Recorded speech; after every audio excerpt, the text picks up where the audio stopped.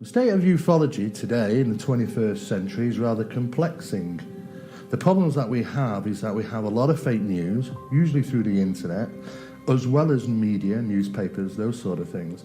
We also have fanciful stories with very little evidence, and this really does muddy the waters. Of course, in some investigations were carried out very well throughout the 1940s, some actually even better than actually carried out today. What's most interesting is that at one time investigators thought the evidence lies within photographs and video footage, but now it seems to be just another stone added to the mountain we've already got.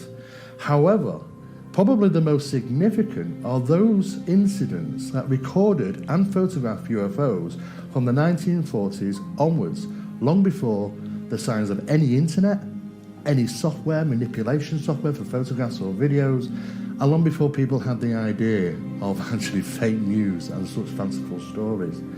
Nevertheless, I still believe some of these earlier pieces of video footage really do show some authentic phenomena.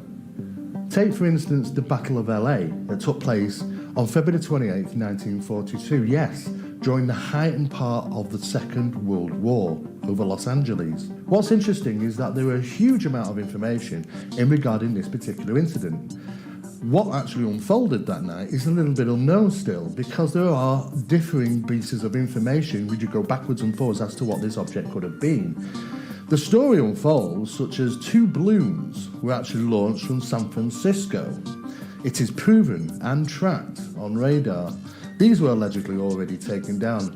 Everybody was a bit jittery around about that time. It was only the night before the Japanese had already conducted an attack on LA from submarines. But what actually happened was an object was tracked on radar by the military. And of course, it travelled over towards Los Angeles, causing quite a stir, enough to think that it was actually Japanese bombers. In fact, some people actually reported seeing Japanese bombers, even though we now know that Japan didn't actually send any over at that time. No aircraft over Los Angeles. So what was this mystery object? Other people reported seeing a bunch of balloons, or one large balloon as a weather balloon. Anti-aircraft guns went into action against unidentified aircraft in the Los Angeles area shortly after 3 a.m. Pacific wartime this morning. The anti-aircraft guns began barking during a blackout ordered by the 4th Interceptor Command at 2:25 a.m. The unidentified object, which some sources thought might be a blimp, moved slowly down the Pacific coast from Santa Monica and disappeared south of Long Beach. Army officials declined to comment on the possibility that the object might have been a blimp. However, it required nearly 30 minutes to travel some 25 miles, far slower than an airplane. Watchers on the rooftop of the Columbia Broadcasting Building in the heart of Hollywood could plainly see the flashes of guns and searchlights sweeping the skies in a wide arc along the coastal area. Concussion of the shells could be felt in downtown Los Angeles, 15 miles away. U.S. Army planes quickly took to the dark sky, but whether they contacted the object has not been announced. Army officials say they will not comment until they receive a full report of the action. There are numerous different stories out there. However, what actually unfolded was that the military bombarded a barrage of the anti-aircraft artillery on this particular object. It was flooded by searchlights for over an hour. What's fascinating is that there were some reports to suggest that they made several direct impacts on this object. Not one of them seemingly brought it down or even damaged it. It didn't even sway it from its course. It just trajected through the sky until it disappeared. We don't know what it was. There was no answer to it. Interestingly, a number of people were injured, and that was basically from the falling shrapnel, from the debris. But we don't actually know what the object was. Surely if it was a weather balloon, just one at least of these anti-aircraft projectiles would have damaged it, bringing down that balloon. But that actually wasn't the case. So you can understand there was a bit of a disagreement between the army here, which said no way was that a weather balloon, and the military, Air Force, saying it must have been an air balloon. There's a number of photographs that have been taken of that incident. One which shows the UFO. It's a very famous photograph. Most people will recognize it. However, there are a number of other photographs taken that night as well, which didn't show anything unusual in the sky. There was only the one particular photograph that showed anything. And of course, all we were left with the following day was news stories. People reporting that the shrapnel had hit their homes, had buried itself in their pavements outside their homes, and stories like this. Of course, it was a hell of a stir. People were very upset. And in this particular case, we're left with no answers. Was it a plane? Was it a balloon? Was it something else? The mystery remains. Said to be one of the very first pieces of UFO footage ever filmed is the Montana Great Falls footage from 1950. Let's just take a look at this video.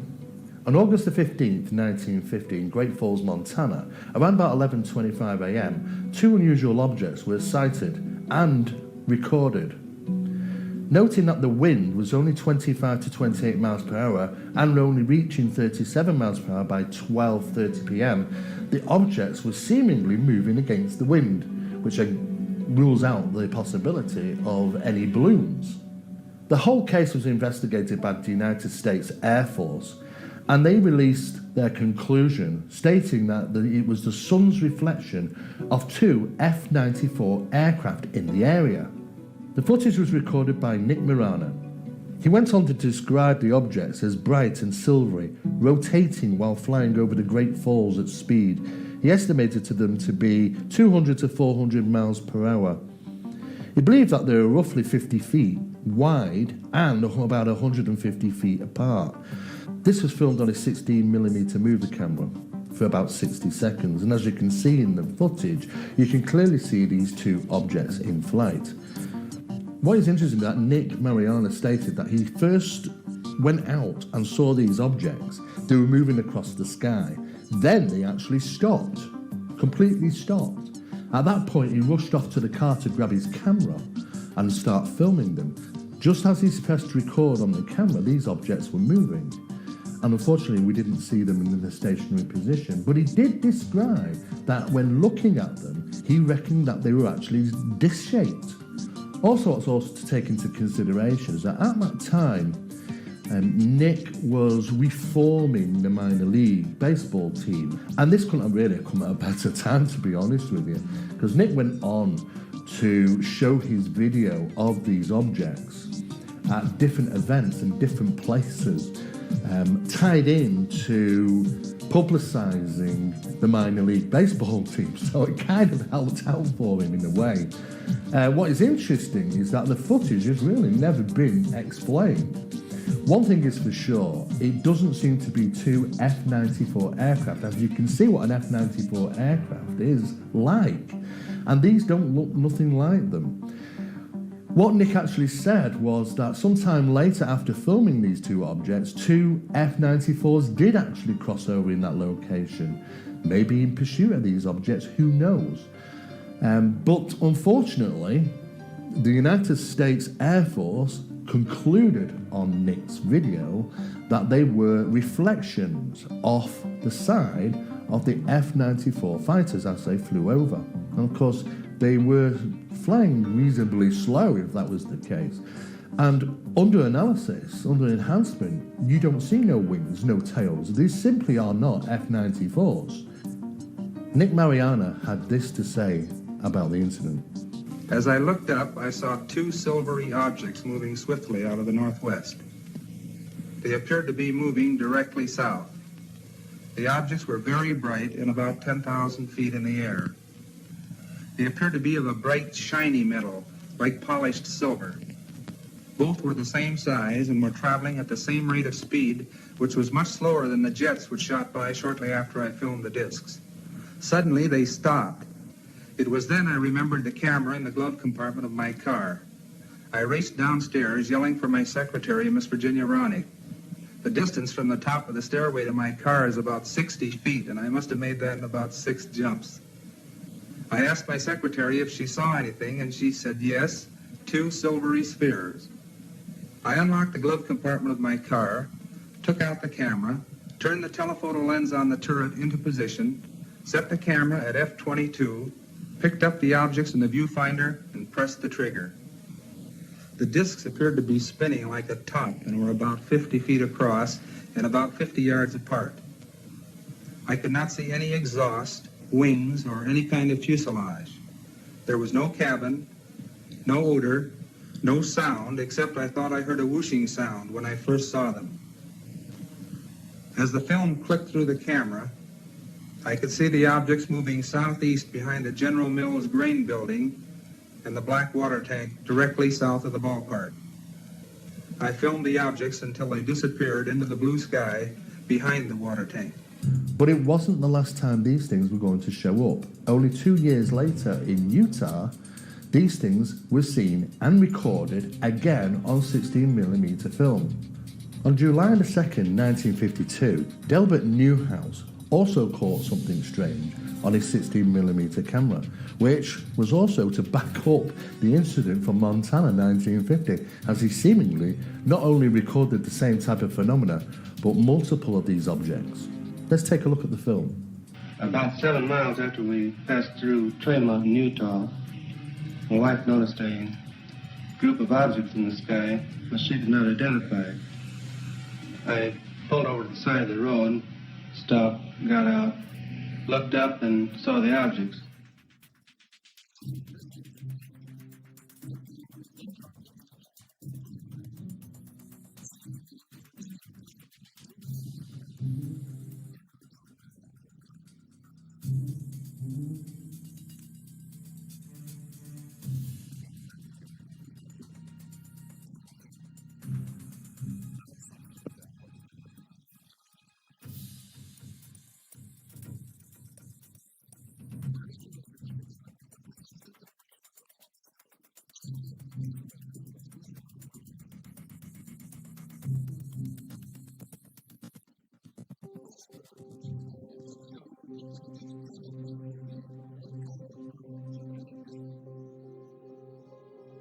Navy warrant officer Delbert Newhouse, who filmed the formation of bright objects over the town in Utah, said that a number of people had studied his film for a number of months. And an organisation had also stated in January 1993 that they had concluded what these objects represented. It was in fact the sponsored CIA Robertson panel, and they concluded that these were nothing more than birds in flight. We are aware that birds do have reflective underbellies, certainly like seagulls and birds like that. And they can seem to reflect light from the ground, even street lighting in some cases. On a sunny day, they can be seen to be white dots in the sky, especially when at a high altitude. Most of the time, they're flying in formation. However, what we're actually seeing in Delbert Newhouse's film is something that I would not consider to be birds. They seem to be self-emitting light, like we've seen before, these UFO orbs or balls of light. Whatever they represent is very similar to the Montana 1950 footage that was taken only 2 years earlier. Now, we continue to have these sightings regularly around the world, especially in Mexico City. But it seems to me that whatever Delbert Newhouse recorded was more or less the same thing, except for the fact that there were more of them in the sky. And of course, they didn't seem to move like birds neither. I think, as far as it comes down to the CIA's sponsored Robertson panel's conclusion was that it was an inaccurate one, or one that was just to dismiss the incident.